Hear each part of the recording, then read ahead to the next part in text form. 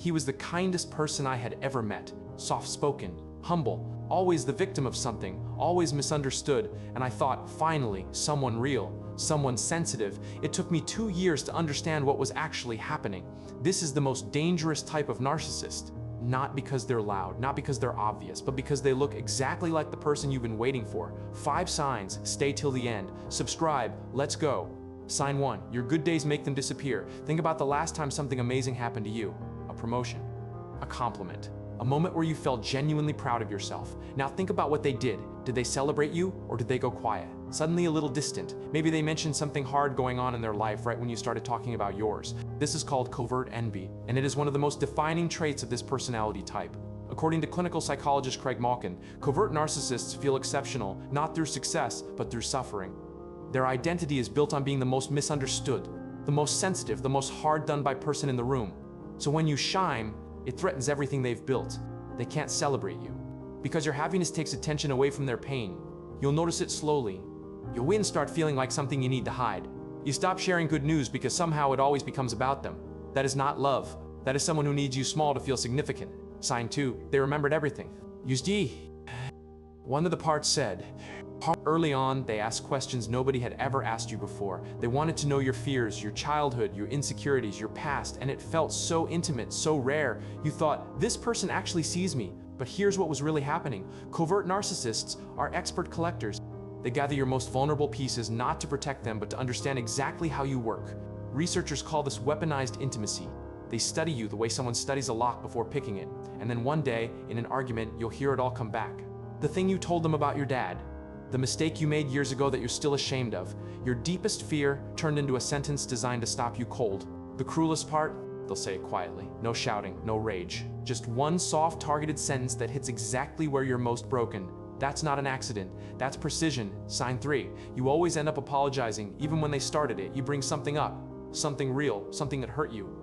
You've been carrying it for days and you finally found the courage, and somehow 10 minutes later you're the one saying sorry. How?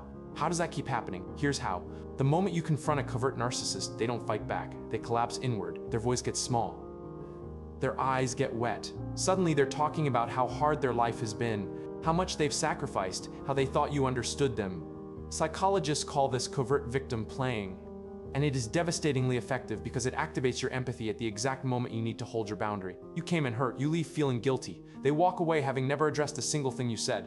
If you find yourself apologizing in situations where you did nothing wrong, stop.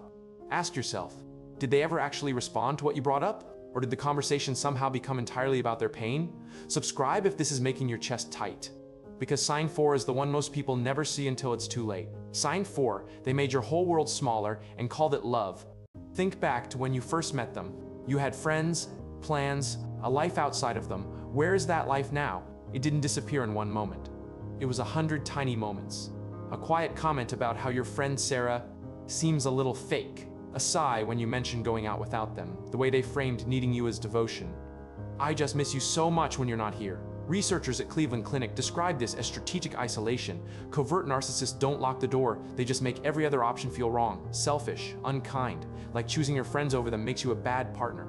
Until one day you look around and realize, the only person you really talk to anymore is them.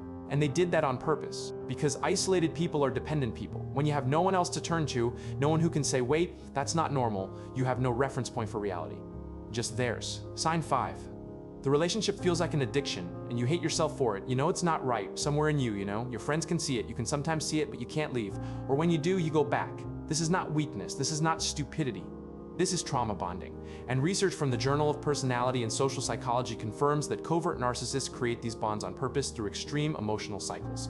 The highs are engineered to be extraordinary.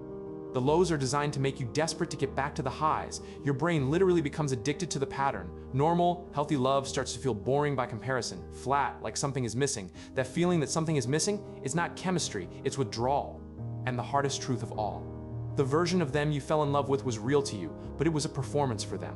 A carefully constructed first act designed to make sure you'd stay for all the ones that followed. You were not naive, you were not stupid. You were targeted by someone who is very, very good at this. Covert narcissists don't look like monsters. They look like the person who finally gets you. That's what makes them so dangerous. But now you see the signs, and once you see them, you can't unsee them. Send this to someone who needs it right now. Comment which sign hit you hardest. 1 through 5. Subscribe for more. You're not crazy, you never were. See you next time.